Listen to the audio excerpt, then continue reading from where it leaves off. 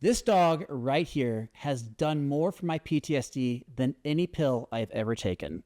When 17 to 22 veterans are taking their lives every single day, there needs to be a resource out there that can address these issues for veterans. Today, I'm excited to highlight one of those organizations called America's VetDogs, and they have helped me directly by providing me with my newest battle buddy, Partrick. He's my service dog, and he does more things than most people could ever understand. From waking me up from nightmares, understanding when I'm anxious in large crowds, creating distance between me and other people. It is amazing what these animals can do. And today I'm so excited to be able to introduce the president and CEO of America's VetDogs, John Miller. So excited to have you here, John. Great to be here, Marshall. It's great to see you again. Yeah, for a little context, I have been partnered up with Partrick here. People get confused on his name all the time. So we call him Party for short with my 4 kids. But I've been partnered with him since the summer of 2022, and he has changed the course of my life. I was in a very dark place, suicidal thoughts, and from my PTSD, and he was introduced. I was sleeping maybe 1 hour a night. He's trained in this thing called nightmare interruption. He knows when I'm having a nightmare, and he wakes me up before I get into the full nightmare and wake up and not able to fall back asleep. Now I'm sleeping like 5 to 6 hours a night, and sleep is a huge component of PTSD and your mood and behavior. So just that one skill he has been life-changing. And I think it's important to highlight because a lot of people they think of service animals as being physical disabilities, but I want to make sure that we highlight the mental health aspect too. So I want to throw the questions over to you, John. A little bit about yourself, about America's VetDogs, when you guys were formed, what you guys do. Sure. So I'm John Miller. I've been here with the organization. We actually have 2 organizations, America's VetDogs and the Guide Dog Foundation. The Guide Dog Foundation founded America's VetDogs back in 2003 when they saw an increase in need for veterans who were coming here for guide dogs, right? And, other issues, mobility issues and PTSD, which is probably now the most requested service. It was PTSD mitigation tasks like nightmare interruption, the one you just described. So I've been with the organization. March will be about 8 years, and we've done a lot. Right out of the gate, we had the opportunity when I got here in 2018 to have the opportunity to work with former President George H.W. Bush, and the organization provided him his service dog Sully, right? And Sully, the amount of amplification on the services that are available because of Sully really put the organization on a new trajectory. And the industry of service dogs for veterans and first responders grew as an entire industry because really of the president's connection with Sully and us. And really interesting story. I was at the George H. Bush Presidential Library in Texas not too long ago, and I had my dog with me, Barty, and he looks almost identical to Sully. And when we walked in there, all the staff there, all the guests, they assumed that I had brought Sully, and they're like, "Oh, you brought Sully to show him off." I was like, "Oh, no. They may be related. I don't know, but yeah, they're from the same organization." It led to natural icebreaker, a lot of education to be had, but it was a really fun experience. Yeah, and we got a statue of Sully, a bronze statue of Sully. We commissioned 2 of them. One is in the Presidential Library there at Texas A&M. And the other's downstairs, probably right under where I'm, here today in our national headquarters on Long Island. Yeah, and he's been in photos with both the statues, so mission accomplished. So tell me a little bit about the mission and purpose of what you guys do. We want to improve quality of life and quality of independence, right? That's the easiest way, to say it. So, working with veterans and first responders, like you mentioned in the opening, to the podcast here, is people come to us when they're in a dark place a lot of times, right? People come to us, maybe sometimes even as a last resort to help. And now having the benefit of been here almost 8 years, I've seen hundreds of success stories, personally. And what really, and I wouldn't have believed it, Marshall, until I experienced it and saw it myself, and I've seen it with so many veterans and first responders like yourself. It's life-changing, right? And it's not only for the individual, but if there's families involved, it's a family unification event, right? And the dog becomes part of the family as well. America's VetDogs put out almost about 1,100 service dogs, almost 1,200 service dogs, through our course of, history here since, 2003.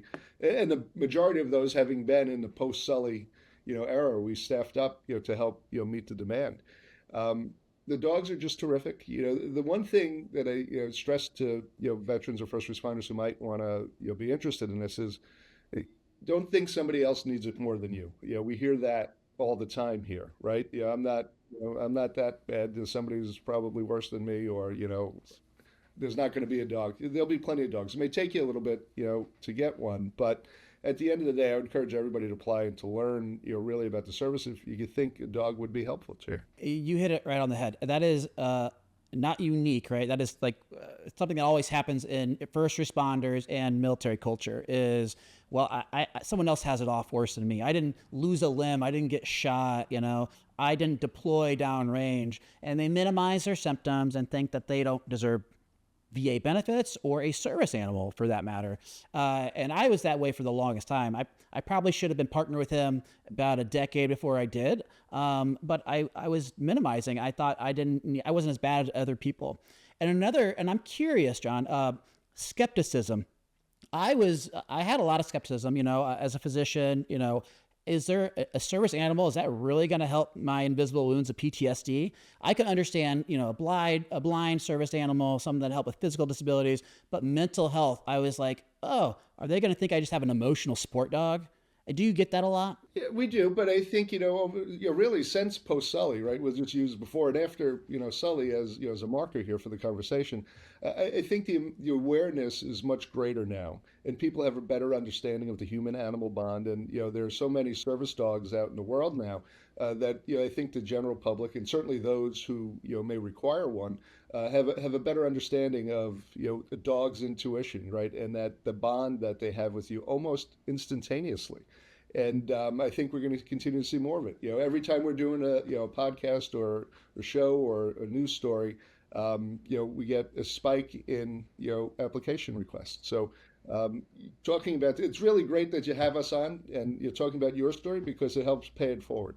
Yeah, it's interesting when you say about the wider acceptance of service animals. I think the TSA has grabbed onto it too because they're very stringent now. You got to have a service paperwork ahead of time because I think a lot of people were bringing animals and calling them service animals when they're and there is a big distinction between emotional support dog or an animal and then a service dog. Partrick is trained in specific tasks for me, and that's what makes the difference, right? That's the difference, right? The dog is trained to mitigate, trained with a task, at least one task to mitigate a disability. It's really interesting. When he's out of the vest, he's family dog, plays with the kids. When he goes in the vest, he's a soldier. He's work mode. He doesn't leave my side, doesn't break eye contact. And even in the airport when we're walking through, everyone makes comments like, wow, he's like a soldier. So he really embodies that. And I love that about him. He's taking a little snooze there now, though, it looks like, right? Yeah, well, he's waking me up so much at night, so I think he sleeps during the day. So good. Just one point on your comment there. It's also important for people to know that, like you said, when he's not working, he's a regular dog, playing in the yard with your kids, right? He gets plenty of downtime and is able to, enjoy what he's doing as well. Yeah, so he gets plenty of opportunities to get treats and be a dog too. So tell me about, people that are watching, and I get this question a lot. And actually, when I'm seeing veterans for their disability services, if I think they are a candidate, I'm always referring them to America's Vet Dogs. But a lot of them think, oh, well, how do I qualify? How much does it cost? What do I do? Can you just explain that a little bit? Everything we do for veterans and first responders is free of charge. There's no charge, to the end user. From a business standpoint, we raise all the money to be able to provide these dogs, which costs us well over $50,000 for each one of these dogs that go out, with the emphasis these days on well over $50,000. But there is no charge. So we raise basically this year we have to raise about $23 million a year between the two organizations to break even, and the application process is not daunting, but it is a process, and I'll tell you why we need some of the information, right? You can go to vetdogs.org to apply, right? It's right on our main page, and you start the application, check it out, save and continue. You don't have to you'll be overwhelmed with it. But you have to be honorably discharged, and we have to work with your medical team, whether it's mental health practitioner or if it's mobility issues, the doctors you're seeing, to determine if a service dog will help mitigate a disability, right? The definition of what differentiates a service dog from an emotional support dog. So some elements of videos that we need about your lifestyle, right? The most unique thing about this, and the most important part of what we do, and why we require the information we need, is we want to get the match right. And I'll give you a couple different visuals here potentially, or something to think about. So when we'll stick with Sully. When the president got Sully, the president was 94 and in a wheelchair most of the time, right? And so we needed a dog that would accommodate that type of lifestyle and be a good fit for that type of lifestyle, as opposed to a gentleman who's on staff with us here, who happens to be an amputee but also a competitive bodybuilder and lives a very different lifestyle than the president had. So he would need a very different type of dog, right? So we look at the temperament of the dog, the health of the dog, the energy level of the dog, and then compare that to the lifestyle of the veteran. What the dog's going to be doing. If there's going to be traveling involved, or somebody's just going to be doing only maybe a couple different tasks as opposed to somebody who's active and going to work every day, right? So if we would have gave Sully the dog we gave the bodybuilder and vice versa, both of those matches would have failed. So that's why we collect some information. We talk to you, we interview, and really try to assess what your lifestyle is, so we give you the best chance to succeed with the dog. Yeah, when I'm talking to people about, hey, how do they match you with Partrick to kind of meet your needs? And I always say, it's interesting. I think they have a better algorithm than most of these dating apps, right? Better than Hinge, Bumble, anything, right? Because they do all these videos, they do all these questions, and then they find the perfect dog for you that he's almost like my personality opposite, right? He like matches me perfect. He's very energetic, loves to run. I'm very active. I travel a lot. He travels amazing. So I always tell people, the science behind how they match is probably better than most dating apps. Yeah, no, it's funny. We joke about that all the time here. We probably have a higher success rate than any of those sites we just talked about. But it's important. It's we hope to get it right. It is an expensive process, so we need to get it right. And at the end of the day, we have a very, very satisfied group of veterans and first responders that we work with. But it's not just you call and you get a dog. There, you have to give us certain information. You have to be honorably discharged if you're a veteran, and ultimately we'll work to match a dog that can mitigate what you're hoping to mitigate. Now, we have a lot of viewers and listeners. They are first responders. They're veterans themselves, or they're spouses of veterans. And they're watching this. They're saying, oh, I think my significant other or I may be eligible. Let's say they sign up. What is the process from when they finally find out they're matched to actually the training and getting the dog and then the follow-up? In general, it's just a little less than a 2-year process, right? So I'll talk about the dog side first, then I'll tie it in with how the veteran and first responder tie into the system. So we purpose breed all of our dogs. Our headquarters is here on Long Island, so that's where most of the breeding takes place. The dogs are with us for about the first 8 weeks of their early lives, and make sure they get their first set of shots, make sure everything looks good, they're healthy, well adjusted, progressing well. And then after that, they go to one of two different tracks that we operate, right? So track one is they go to a family of volunteers. We have 1,400 volunteers we work with across the country. Or track two is a prison program, right? Where we have 14 prisons we work with across the country. So on the private family side or the private volunteer side, they would raise the dog for about a year. And we're not asking the families to be professional trainers, but we do help them, make the dogs obedient, right? House manners, things of that nature. But mostly just want them to be a dog and incorporate them into their lives. Bring them to work, bring them to the store, bring them to games. And we do a lot with sports teams. We get into that, in a couple of minutes. And then in the prisons, we actually work with the incarcerated individuals to work with the dogs for about that same period of time, about a year.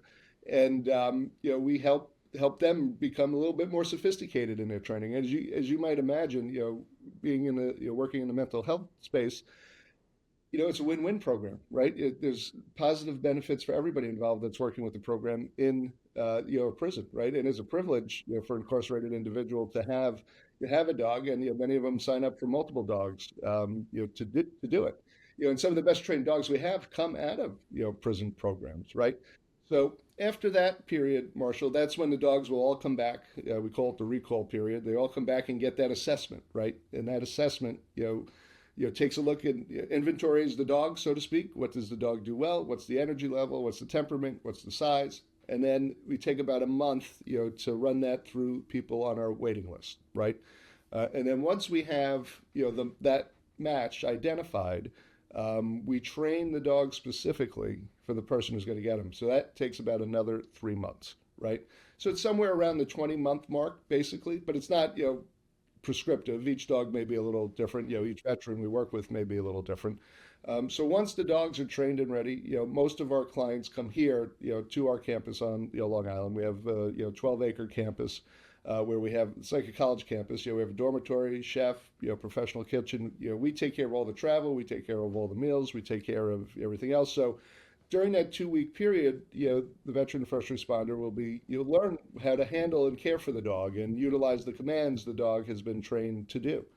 And at the end of that, we have big graduation, where we bring together all of the elements of the organization, right? So if somebody sponsored a dog financially, we invite them to come attend the graduation. If there was a volunteer puppy raiser, they come and meet who's getting the dog, and it's a very emotional moment when you're leaving with your dog for graduation, and at the end everybody goes back home, starts living their life, and we work with them as long as they're working with the dog, and it's from the beginning of that process to the end of that process is all covered by the organization. And I want to highlight one of the end portions of that process. You actually, and this happened to me, it happens to every veteran that gets, or first responder that gets paired up, but you get an opportunity to meet face to face as well with the puppy raiser and the donor family or individual.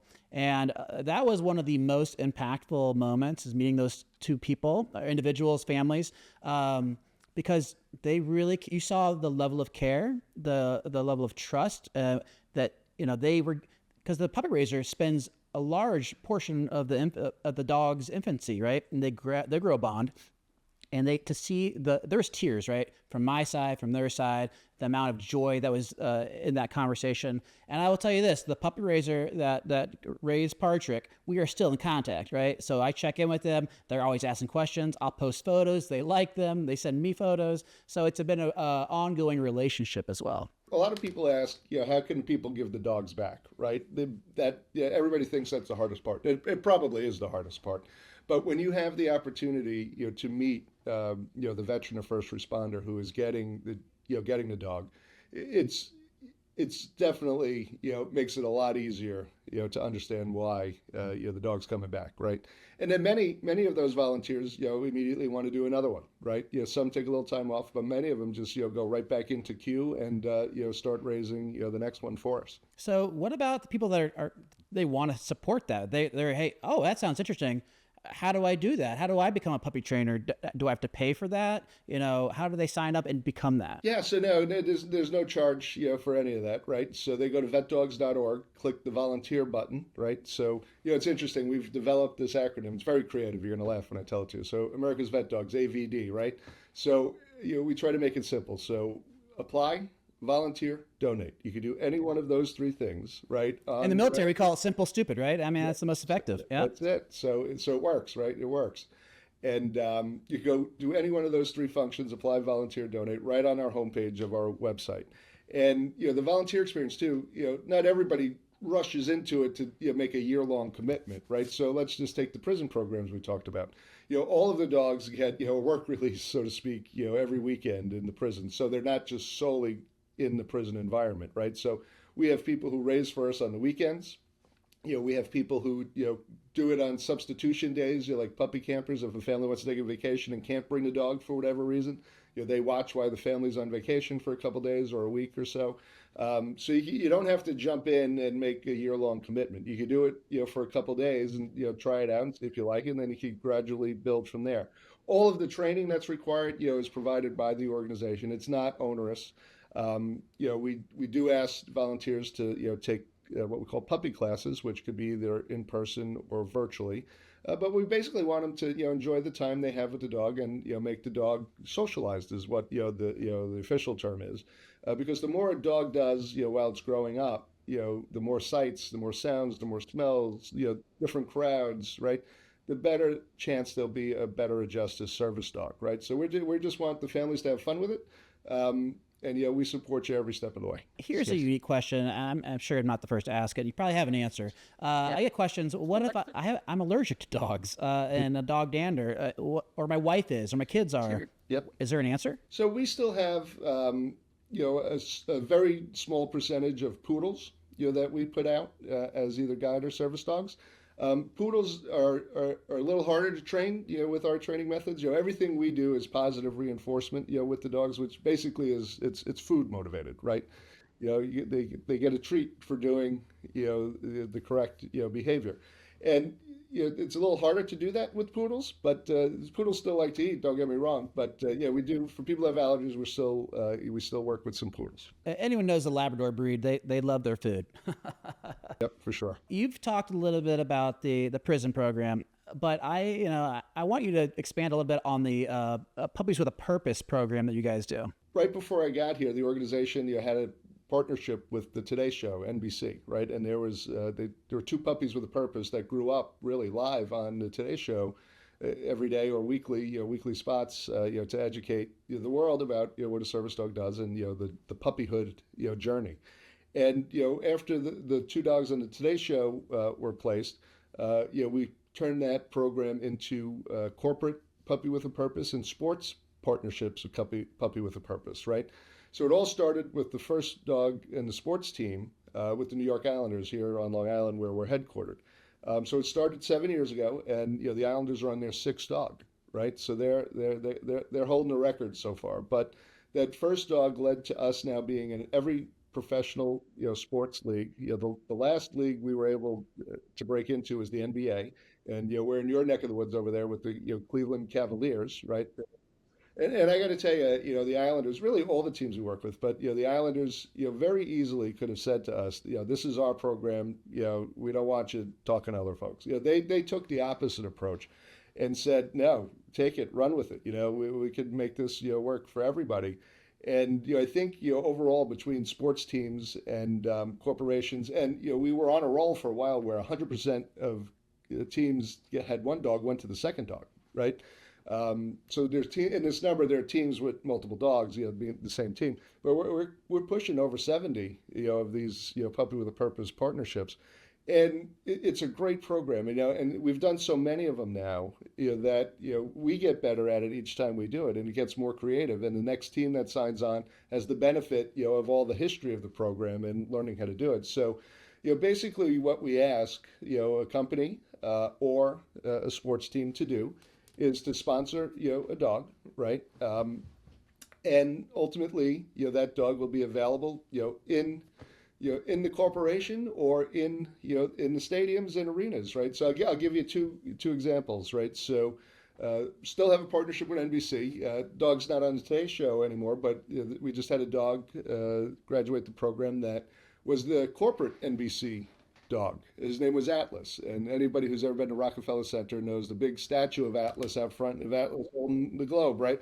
And so Atlas had his own office. He had office hours, and did appearances on the different TV shows, but was mostly there to interact with the staff. It was part of their HR wellness program, right? And a great program. So I would encourage any company HR department to talk to NBC, and we also just announced a big partnership with 3M out in St. Paul, where they have a corporate dog as well. And we've worked with Deloitte and all kinds of companies, large and small, across the country. So on the sports side, we do a little bit of a media tour because the sports have a little bit more of a built-in fan base than a corporation. We generally do a media tour announcing the partnership. Then there's a naming contest where the fans get to vote on the dog's name, and once we have that, then we do a big unveiling, right? We just did one with our latest sports dog is here with the Jets. The Jet fans named the dog Jet, right? So that one's easy to remember too, right? But I'm not going to forget that one. But the Jets, are eating it up, and the more the dog gets exposed, to the stadium, to the players, to the training facility, to the crowds, the better shot they got to be a service dog. So that's a year-long program, right? So we start with a media tour, get the fans hyped. Every dog has a social media account. So it works. You could follow the journey of the dog, right? Like you were saying, what you do and with the puppy raisers on social media. And some of some of the content that we create is viral, right? The Islanders' last dog, their fifth dog, we did a rollout, and we introduced the dog to the crowd, and he had on his pup phones, we call them, right? That one little reel on Instagram got over 13 million views, and was the most viewed reel for the NHL last year. So we're bringing eyeballs to the teams and to the leagues. And I'll tell you, it's the people who raise the dogs with these sports programs, they're real troopers, because you're not making it 10 feet in a stadium or an arena with you when you have that dog. Everybody wants to get a photo, everybody wants to pet them, everybody wants to learn more. So all the dogs now have their own baseball card, that we could give to the crowd so they could learn more, and we could actually get the dog where it needs to be. Yeah, it's funny, we work with some of these owners of the teams who have private security, right?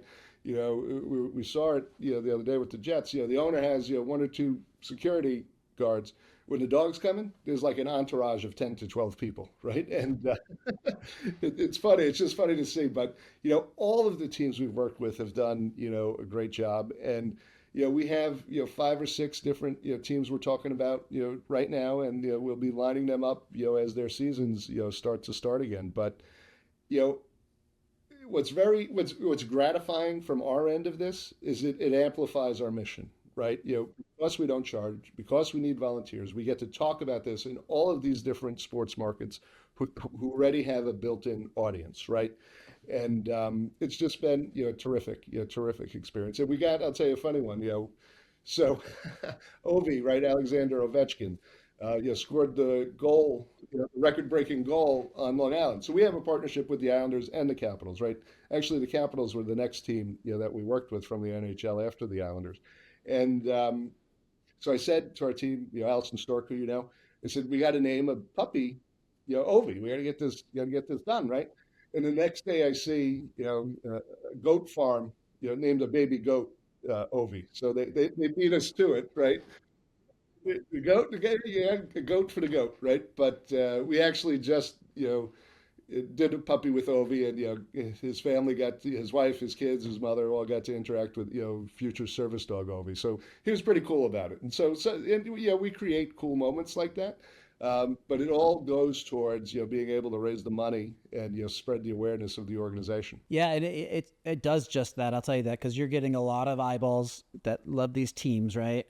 A real world example, I go to an airport, and there's just so much more education now. Even the last year I've seen this. Parents will recognize, oh, that's a service animal, guys. You can't touch it. He's working. Or when I first started, there was like, oh, can I touch the dog? Can I pet him? So there's a lot more understanding from that side. And then as well, you guys have been clearly growing and getting animals paired up, because and just in the last year, I ran into individuals at the airport with an America's Vet Dogs. I ran into an individual at Disney World with an America's Vet Dog. And one of my executives on my team here at Xterra Health has an America's Vet Dog as well. Yeah, no, it's the organization has been on fire. Sully helped ignite the rocket ship, but really it's a credit to our team who are really doing the work on a day-to-day basis. From on the Puppy with a Purpose side, it's really our marketing team that does it, right. Our fundraising team is terrific, and our program team with trainers, they're in it to win it every time. It's in an industry like ours, right? Let's look at the business side for a minute. There's no off season when you're not charging for a product, right? You have to meet your number, right? And it gets very easy to focus on spreadsheets and what the deltas are, and what's our gap, how are we going to fill the gap, and stuff like that.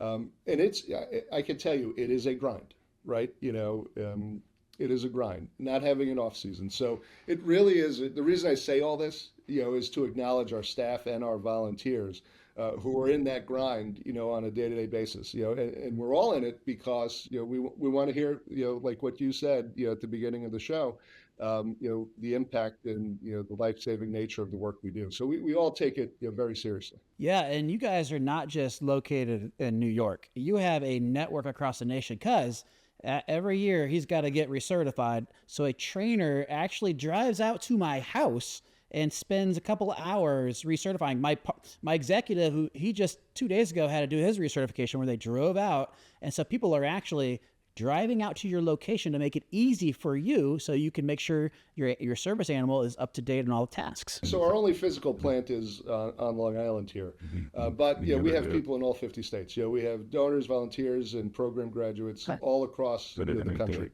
And you're probably only 2 or 3 hours away from anybody in the country, if we need to get to. Now, I want to get to the next thing here. As a veteran, military guy, the culture of the military, are these things called challenge coins, right? And they are a huge badge of honor to when you can hand them over to someone for something they did extraordinarily, or to recognize a partnership. And they're really special. They hold a special place in any veteran's heart. I want you to talk about the challenge coin, the commemorative coin that you and America's VetDogs have spearheaded the initiative on. It was almost a 4-year effort at this point, Marshall. It's called the Working Dog Commemorative Coin Act. We got it's interesting, right? So you never know who's going to be inspired by what, right? So going back to the Capitals. There was a professional staff member at the House Financial Services Committee, who was a big Capitals fan, who was recognized our partnership with the Capitals, and there was somebody at the Mint who was a Bush staffer and knew of Sully, and that led to conversations of our level of interest in potentially taking on the effort to create commemorative coins, for working dogs. And what I didn't realize in the beginning end of this is that 95% of efforts like these fail, right? We might be the world's expert in this process at this point. So you got to get it through Congress, you got to get through the House, you got to get through Senate, and you got the president to sign the bill. And by law, you can only do 2 coins a year. So I'll give you the outcome, then I'll tell you a little bit about the process.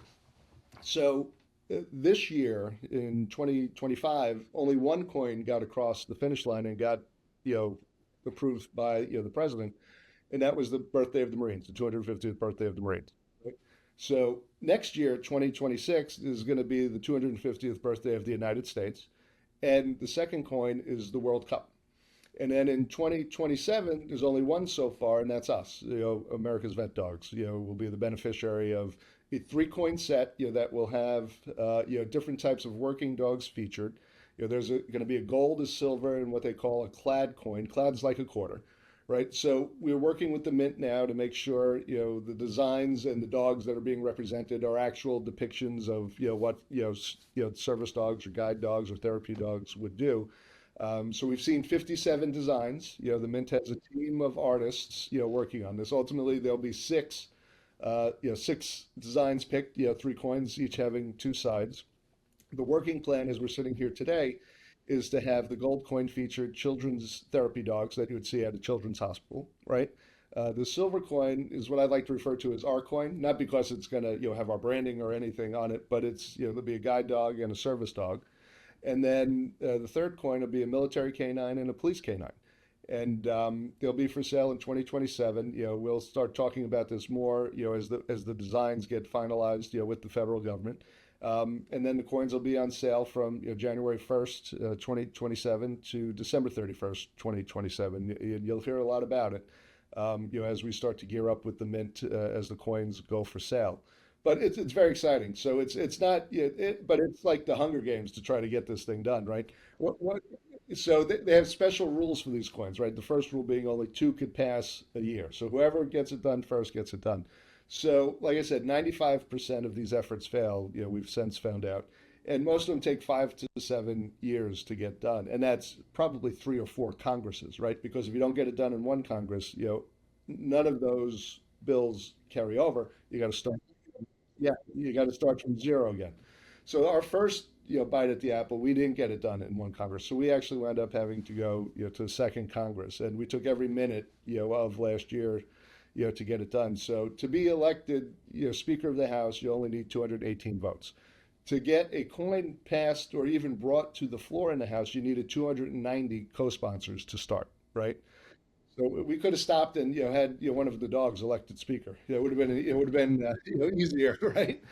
But so we wound up getting through the help of a lot of our veterans and first responders who came to Capitol Hill with us. We wound up, getting 299 in the House, and then ultimately it passed, on a voice vote unanimously. Then we needed to get to 67 in the Senate. We got to 71. And then, a senator, to be nameless here, blocked it. And so we had to get it unblocked, with enough time to give the president to sign it before, the end of his term. So we got that done. And then ultimately, President Biden signed it the Monday before Thanksgiving in 2024. And we got it done. I didn't know if we were going to get it done. What I did know is if we did not get it done, we were not going back for a third time. So I'm very proud of the effort. We had a lot of help from House Financial Services Committee, and it's really a great honor. When you look at the coins that are actually being minted, we're putting working dogs right on the same platform with the World Cup and the birthday of the United States. Yeah, it's huge, and it's exciting. I like when you put it out the content because I like to follow it because you're kind of history now, right? You're making part of history. No, it's great. It's going to be historic. There's no question. It's obvious you guys are very involved in a lot of different things, right? There's over 44,000 plus veteran organizations in America. To stand out from that, it's unique, right? And you guys are clearly, at the apex, the top of this, or this industry. Is that? Yes. Oh, by far. Yeah. It's, America's VetDogs. I mean, there's a lot of good organizations who do what we do. But, I think it's fair to say America's VetDogs is the most recognized brand. It's been amazing. Again, life-changing. Now, you guys have your hands in all sorts of things, right? You're in sports leagues, you're with private companies, you're doing stuff with the government, with the Mint. Any other things in the pipeline, maybe things that are currently right now or projected to happen that you can share? Yeah, so we have a partnership which is still relatively new with the Pentagon. There are two service dogs, facility dogs, we call them there. One is down in the bunker, that's Charlie. And there's one that is in, the White House, the Pentagon press office. And that led to a new partnership with United States Central Command down in Tampa. We have a dog down at CENTCOM. And we also work, probably the most notable hospital that we work with from a military perspective is Walter Reed, right? We have a number of dogs in their facility dog team, at Walter Reed. And there's 30 other medical facilities across the country, that have our facility dogs as well. So it's interesting on the facility dog side, where, dogs are placed one-to-one, it impacts that veteran and that family, right? When the dogs are in, let's just use Walter Reed as the example, that dog touches so many different lives, right? From the physicians to the veterans, all of the patients and the families that are there, right? And it's actually probably one of our largest feeders for veterans who become interested in service dogs because they interacted with a dog, during their recovery at one of the, military medical facilities. So and that's just a growing program, for us as well. Wow. And, one of the things I forgot to ask earlier in the segment is when we talk about qualifying conditions, what I do here at Xterra Health, we work with veterans to help them get service connected for qualified disabilities. To be able to get selected for a dog, do they have to have, and they're a veteran, do they have to have a service-connected disability or just any disability? Yeah, not necessarily. We've worked with veterans who have, sustained their disability post-service, right? The overwhelming majority are service-related, but I would, if you are a veteran and you think you could use a dog, but your incident or injuries occurred after, I would recommend applying and, let's have a conversation. That's a big differentiator for our listeners is make sure, don't self-select yourself out because I got denied my VA claim for PTSD.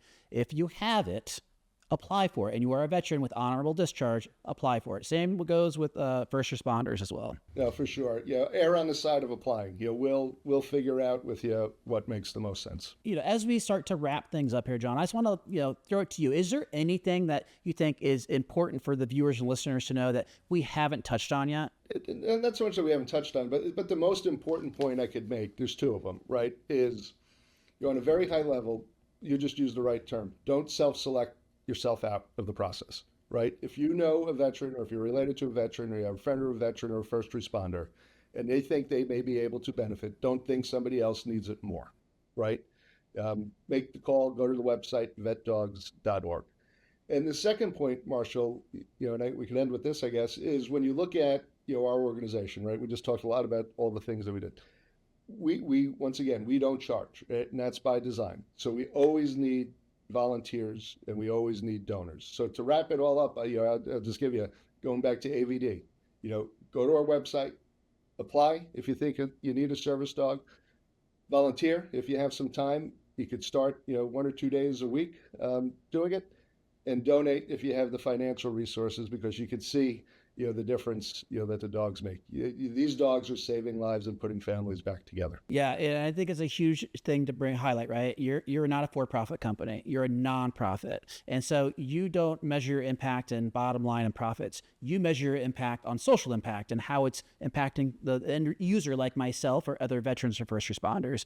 And to make that happen and to actualize it and realize it, we need the support, of other people, companies, organizations, donors, your time. So, I'm going to include all the links to the website in the links below in the comments. So please follow. If you're interested in applying, that's in the comments as well. I can't thank you enough, John, for taking the time out of your day today to talk with me and Patrick and explain a little bit more and add context to what you're doing and how you're changing the lives of veterans and first responders every day. So thank you, John, and thank you, America's Vet Dogs. Thank you. It was great to see you again, Marshall. All right. Until next time, stay mission ready.